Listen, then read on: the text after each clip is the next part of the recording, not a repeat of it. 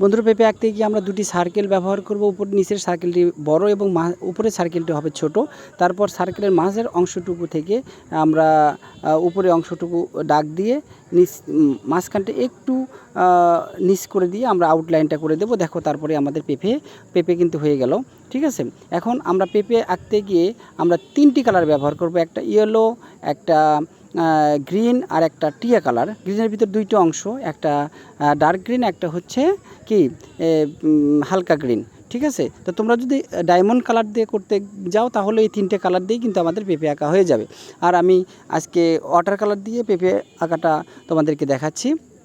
দেখো, প্রথমে কিন্তু আমি কি হলুদ দিয়েছি এবং লেমন ইয়েলো যাকে বলে, এই লেমন ইয়েলোর সঙ্গে আমি স্যাপ গ্রিনটা মিক্সড করে উপরে অংশটুকু আমি দিয়েছি।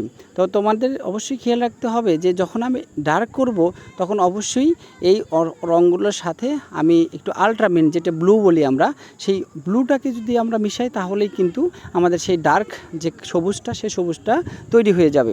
তো আমি কিন্তু তোমাদের বোঝার স্বার্থে কোথায় কী কালার দিয়েছি সেইটা কিন্তু আমি তোমাদের ডিসপ্লেতে লেখা বের হবে। দেখো, এখন আমি স্যাপ গ্রিনের সাথে আলট্রামেনটা ব্যবহার করেছি ডিটেলিং করার জন্য। ঠিক আছে, তো এভাবেই আস্তে আস্তে তোমরা দেখতে থাকো। আর এই তিনটা কালারের মাধ্যমেই কিন্তু পেঁপে রং হয়ে যাবে। অনেকেই জল রং করতে ভয় পাও, কিন্তু জল রং আসলেই অনেক সহজ, ইজি এবং খুবই দ্রুত তোমরা কালার করতে পারবা যদি এই কালারগুলো তোমরা চিনে থাকো। ঠিক আছে, তো দেখো, আমি প্রথম ওয়াশটা দেওয়ার পরে আমি কিন্তু একটু শুকায় নিয়েছি।